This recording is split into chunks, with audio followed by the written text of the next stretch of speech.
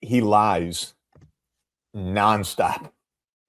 There's nothing that comes out of his rambling mouth that makes sense. And when he said last summer, we've destroyed this in the greatest mission in the history of the world, or maybe it's the universe, this was absurd, tragic. Where do we start? Well, first of all, Iran does not want a nuclear weapon. And if we honestly negotiated, rather than repeatedly trying to destroy Iran, overthrow its government, bomb Iran, and actually if we followed through on negotiations that were completed 10 years ago, okay, there wouldn't even be an issue. But there is an issue because the United States doesn't want to negotiate. What it does is what Israel wants it to do, which is to overthrow the Iranian government. Well, not so simple. Iran is a country of more than 90 million people.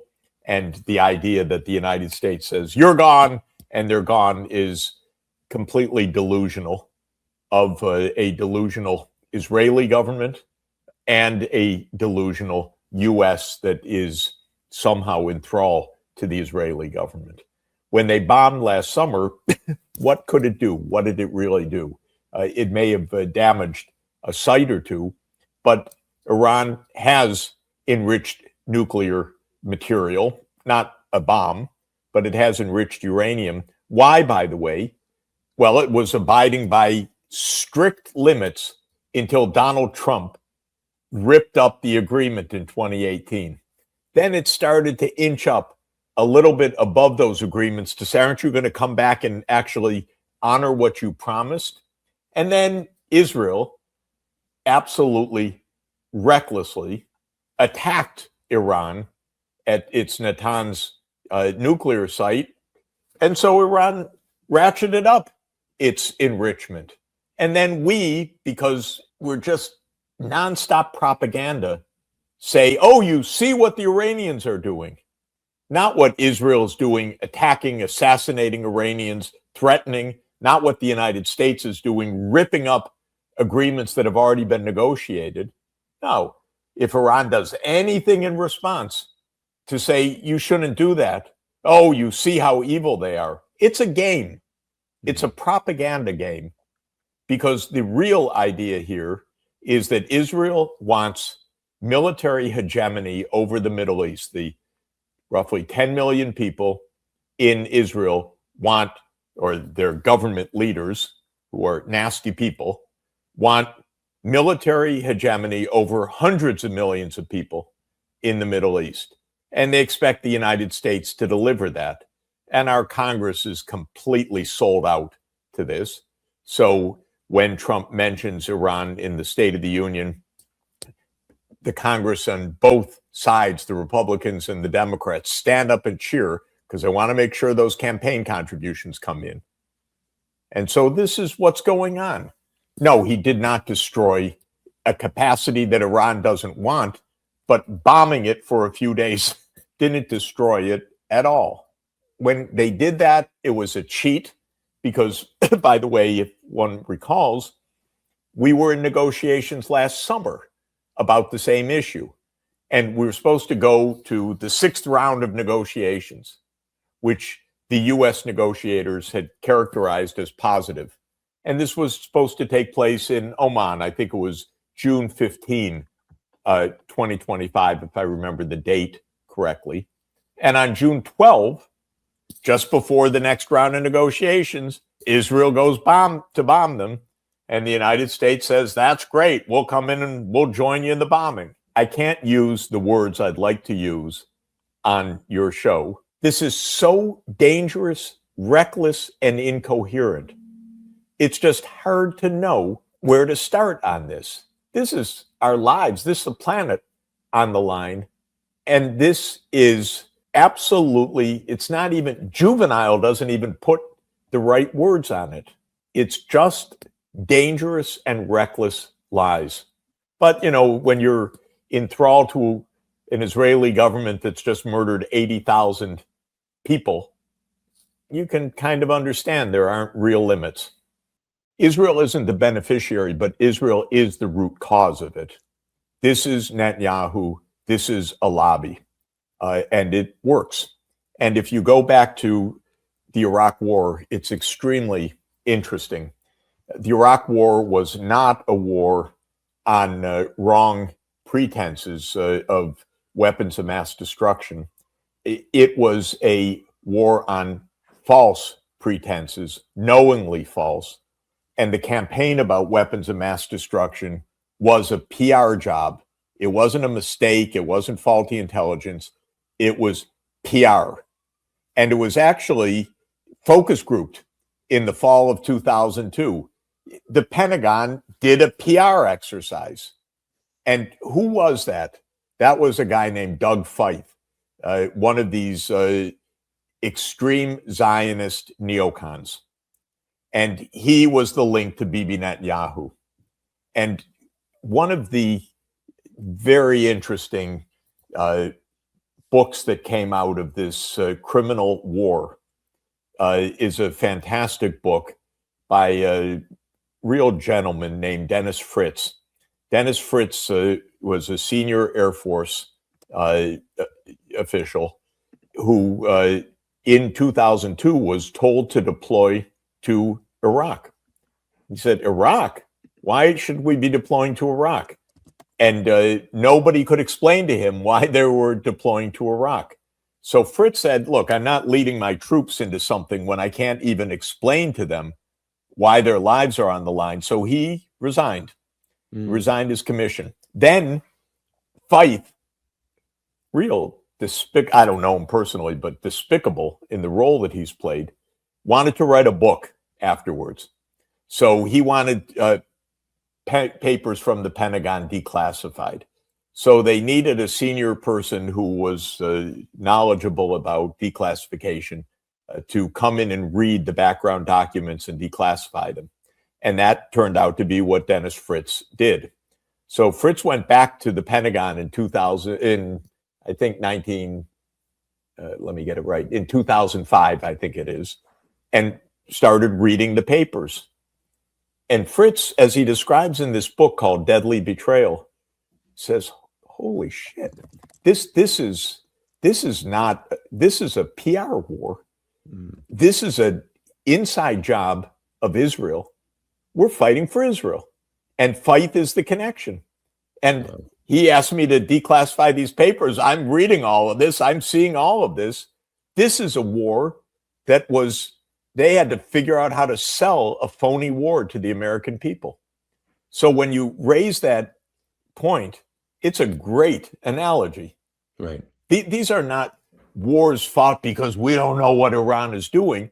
These are wars where they're searching for some explanation that can say to Trump's base, why am I doing the opposite of what I promised you?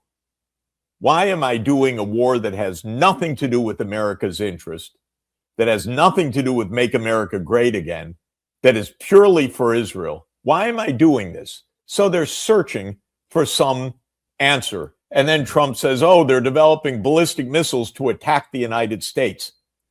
Again, there are words I'd like to use on your show that are utterly deserved by such comments.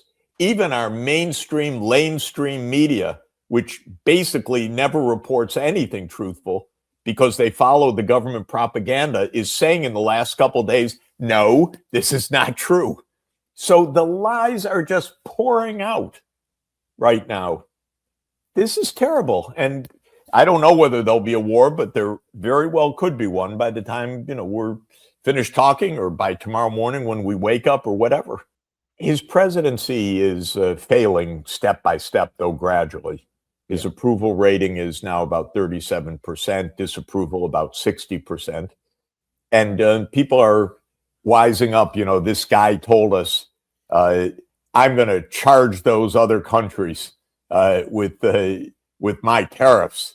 And people are understanding, hey, you didn't charge the other countries, you charged me.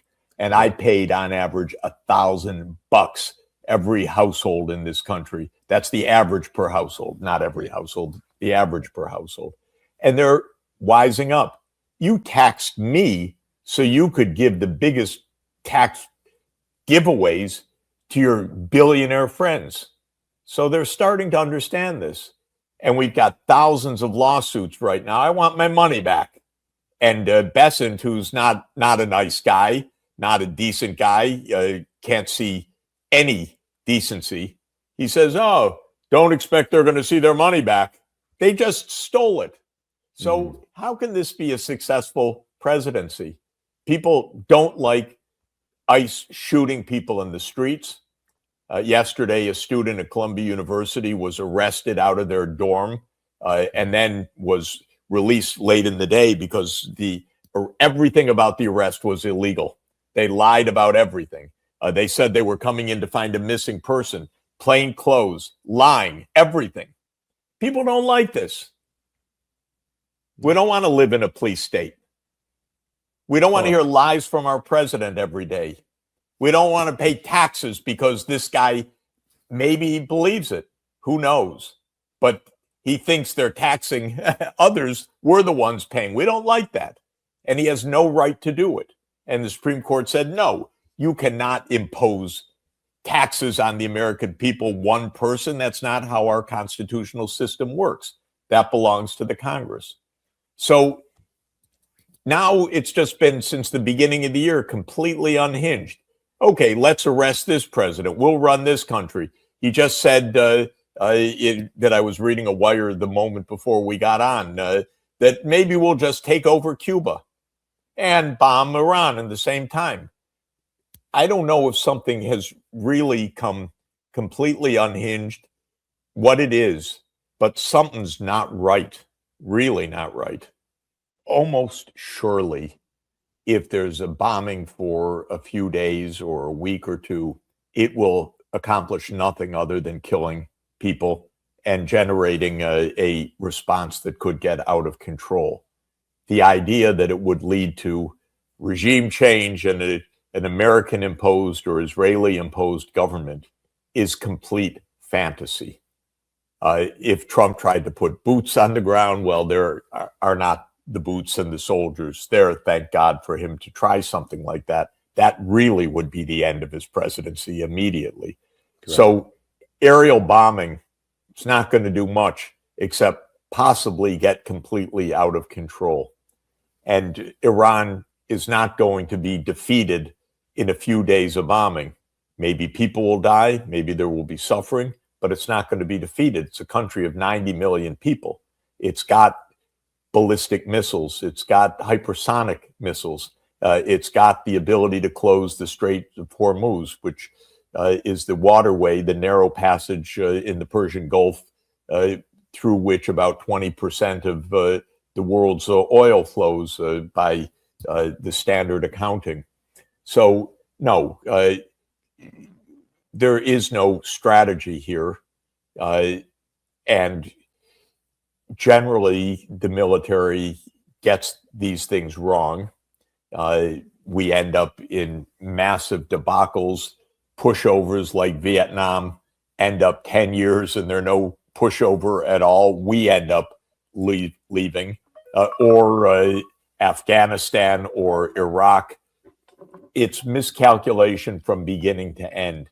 And this seems like another miscalculation that's underway right now. Well, they are in the BRICS. The BRICS means the grouping that includes Brazil, Russia, India, China, South Africa, Egypt, Ethiopia, United Arab Emirates, Iran, and Indonesia. And by some count, Saudi Arabia, not so clear.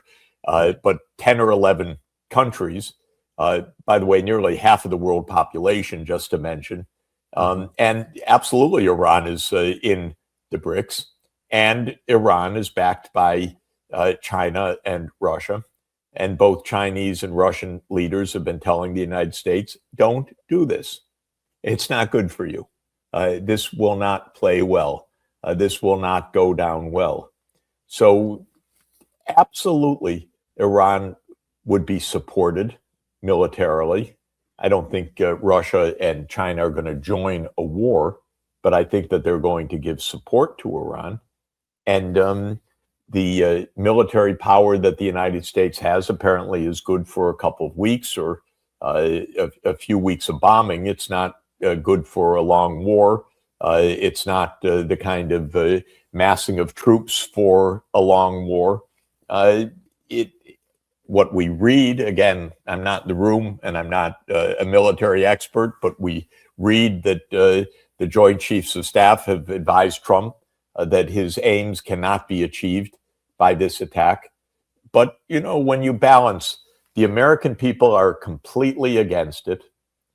The top brass of the military is against it. Trump's base is against it. The political advisors to Trump are against it, but Bibi is for it. So the way the American political system works is probably a slam dunk for war. Huckabee is a representative of so-called Christian Zionists, which means a strain of evangelical Protestants who read a verse in Genesis chapter 15, where it says that God promised the land from the river of Egypt to the great river of the Euphrates to Abraham's seed. Now, where to start? First, he doesn't understand anything about the Bible, I'm sorry to say, because if you just stick on pure theological grounds of the Old Testament, it says throughout the entire Old Testament, you screw up, you lose that. This is a covenant. This isn't a deed. This is a covenant. And how many prophets tell the kings of Israel, you are losing the land. You're going into exile. This is, by the way, the opposite of what's called Rabbinic Judaism, the Jewish tradition for 2,000 years, which told Jews, you stay where you are and just behave. This is, the Messiah could bring you back to the Holy Land, but not some militant nationalist. So it's completely against what Judaism taught for 2,000 years. Then you listen to real theologians, it's completely against the New Testament because the New Testament, Jesus is the successor of that covenant according to the New Testament. And in the New Testament, Jesus says that the promise of salvation is those who believe in me. It's not given to one particular group. And this is very clear. And it's clear in the letters of Paul. It's clear in Roman 11 and Galatians. It's everything theologically is wrong with what Huckabee said. It's kind of a kindergarten mistake. But then there's actually the world too that we learned over the course of centuries. Going to war over someone's reading of a line in the scriptures, not a great idea. It was bloodshed in Europe for hundreds of years. And they finally said, okay, we're not going to fight on biblical passages. Huckabee is a throwback centuries ago. He should have been dismissed the moment such ignorance came out of his mouth. But the truth is that that's a lot of Trump's voter base. And so this is the weird part. Our government is in the hands of the Zionist lobby. And it means one war after another. And it's absolutely not in America's interest. That's it.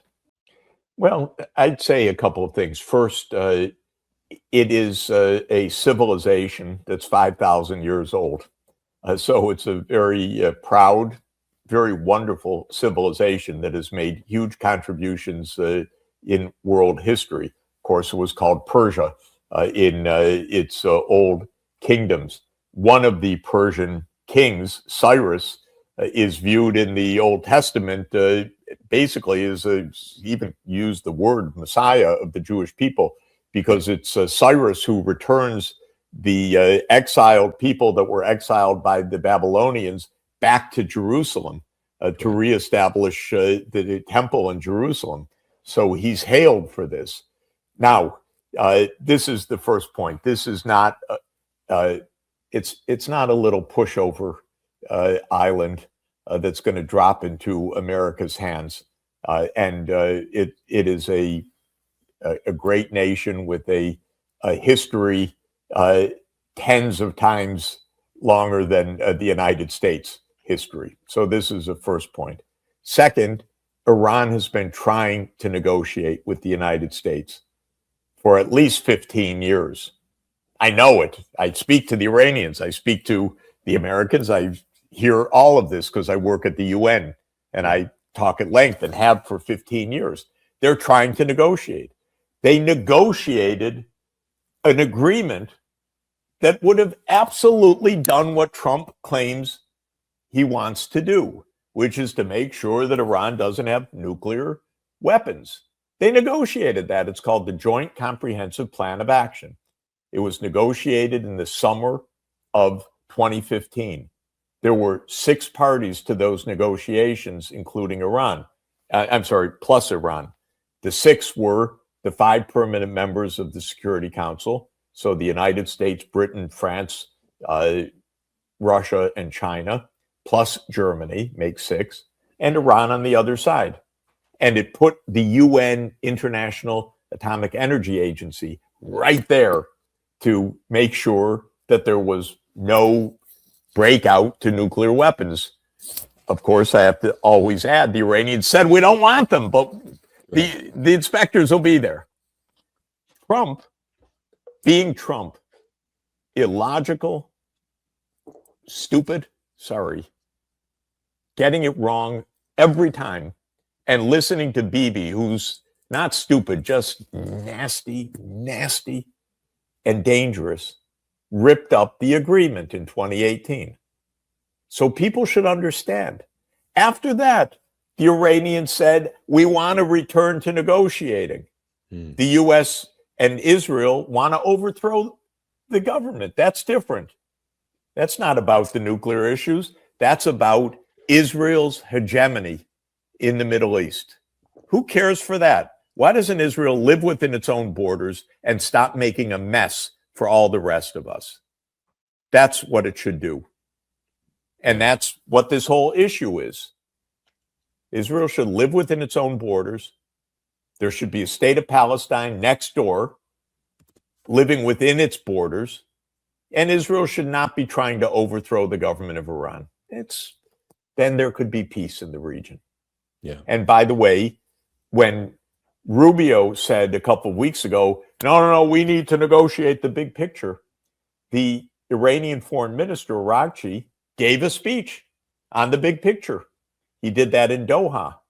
And it was a absolutely coherent and interesting and intelligent speech.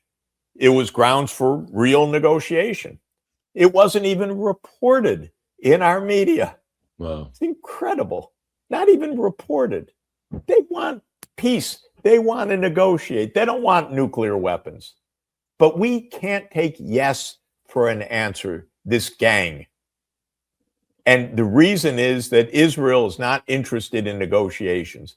Israel's interested in hegemony in the region, in dominance, in overthrowing the Iranian government.